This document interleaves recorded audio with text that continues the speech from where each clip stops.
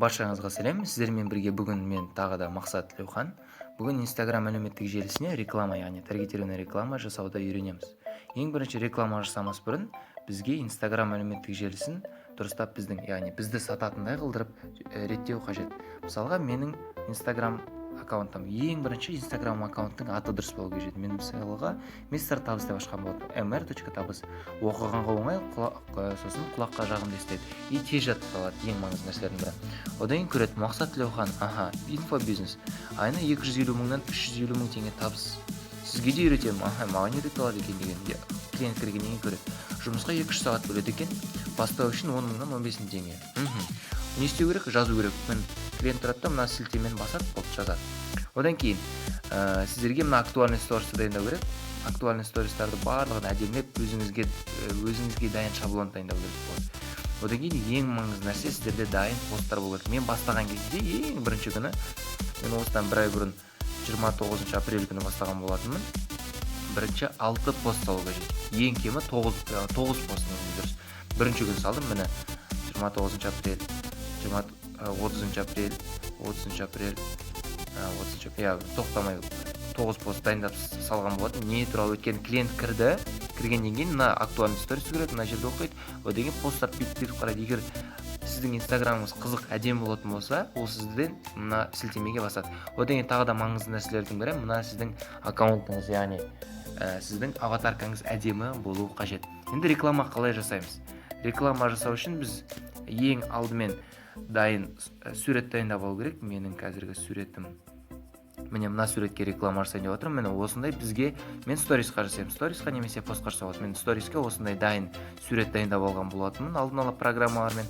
Ал қалай жөнделінетіні, қалай жасалынатыны ол біздің каналдарда бар, Telegram каналда. Яғни сурет дайын болғаннан кейін сторисқа саламыз, одан кейін продвигать дегенді басамыз. Ваш профиль немесе сайт, немесе директке жібереді, мен өзім профильге жіберемін. Яғни клиент осы менің рекламамды стористе көргеннен басқан кезде менің профиліме өтеді.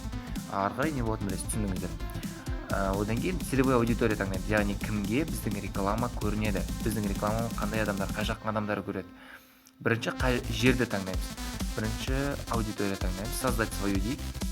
Мен шығысқа жасап көрмекпін. Шығысқа жасайық. Место семей дейік мысалға. Семейге жасайық.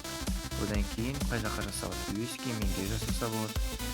Өскемен.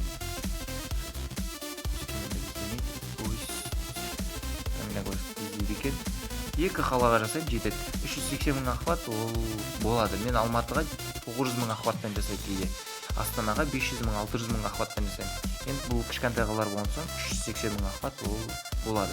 Ары қарай одан кейін интересті таңдаймыз.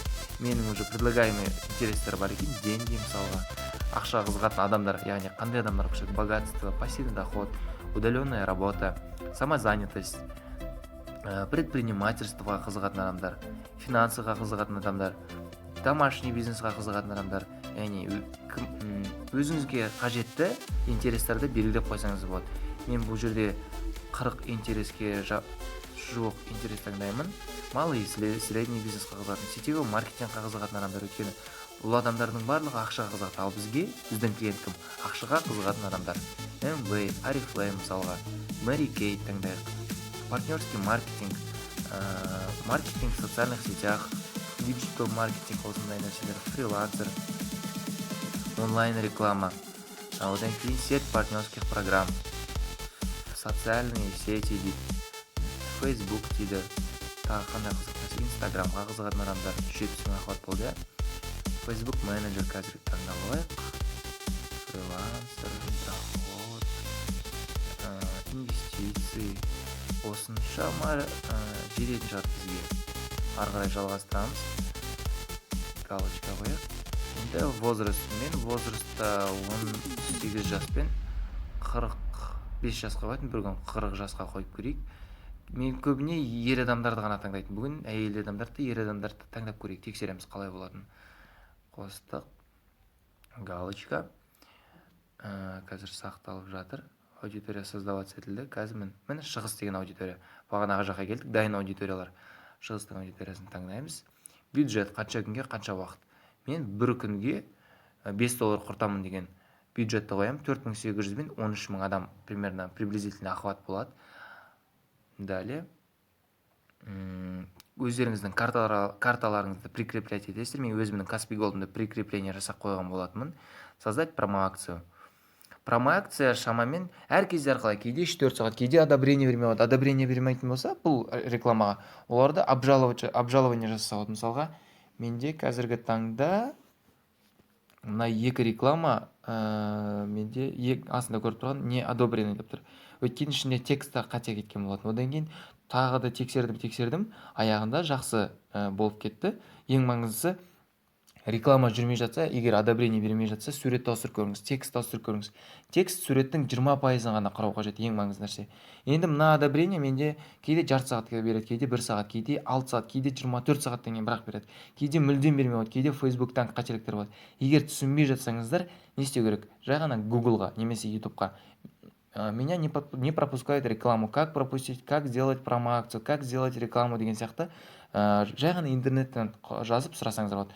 Мысалға, мен қазіргі өтіп жатқан бір рекламам батысқа қанша 18 адам менің уже сайтқа басыпты, 3,182 доллар құртылыпты. Бұл жақсы статистика. Сол сияқты мен көп реклама жіберіп отырамын. Мінекей қаншама реклама жүріп шамамен.